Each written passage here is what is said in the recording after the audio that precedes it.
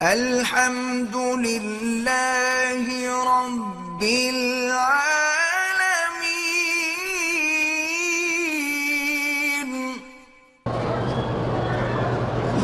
میں نے بچہ گود لیا ہے، اس پر اپنا نام تو نہیں لکھ سکتے ہو۔ اگر تم نے یتیم خانے میں لیا، کوئی پھینک کے چلا گیا، اس کا کوئی نام معلوم نہیں ہوتا، تو آدم کا بیٹا تو ہے نا، ابن آدم لکھ دو۔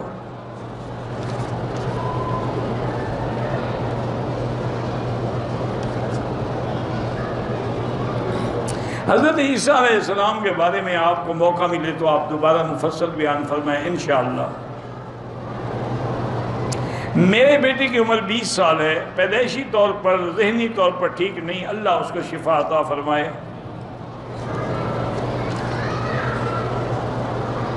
ہمارے پاس اپنی مرضی سے مسلمان ہندو ایک کمرے میں رہتے ہیں، اکٹھے کھانا بناتے، کوئی حال نہیں، دنیاوی تعلق رکھنا تو جائز ہے، دلی تعلق نہ جائز۔ ایک کمپنی میں کام کرتے ہیں، اکٹھے رہتے ہیں، اکٹھے، کوئی بات نہیں۔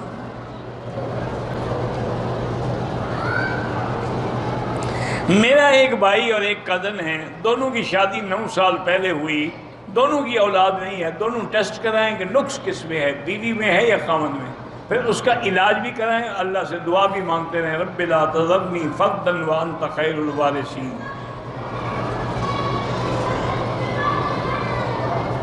میرے بیوی کے گردے میں پتھری ہو جاتی ہے، تو پتھری جب نکلے نا، اس کا لیبارٹری کرائیں کہ کس چیز سے بنتی ہے، وہ چیزیں کھانا چھوڑ دے پھر نہیں بنے گی۔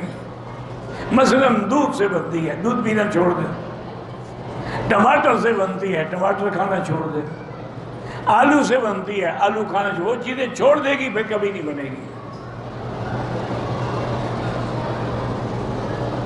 میرے پورے جسم پہ خارش ہے، بڑے علاج کرائے ہیں تو فائدہ نہیں ہوتا، تو آپ یہ کریں کہ سرسوں کا خالص تیل لے کر اس پہ 50 دفعہ بسم اللہ الرحمن الرحیم پڑھ کے دم کر دو، اسی تیل کی مالش کیا کرو، روزانہ دم کرو، روزانہ مالش کرو، تو انشاءاللہ خارش ختم ہو جائے گی۔ مجھے درد شقیقہ ہو جاتی ہے، اللہ تبارک و تعالی شفا کا ذریعہ بنا دیں، یہ بڑی موذی مرض ہے مائیگرین جو ہے۔ بہرحال آج کل اس کا علاج دنیا میں آ گیا ہے، میڈیکل میں اس کا علاج موجود ہے، وہ بھی کرائیں۔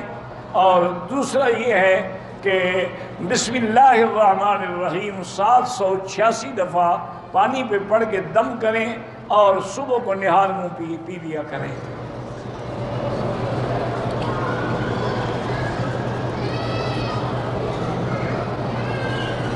استغفار ہے، اس کی جگہ دوسری دعا نہیں ہو سکتی۔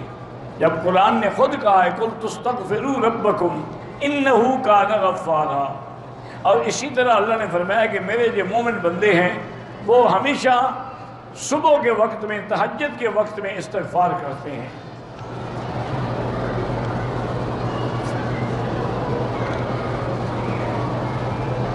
میں نے کسی کو 2 لاکھ قرضہ دیا تھا، اس نے 3 سال کے بعد واپس کیا، تو اب آپ کو 3 سال کی زکوٰۃ دینی ہوگی۔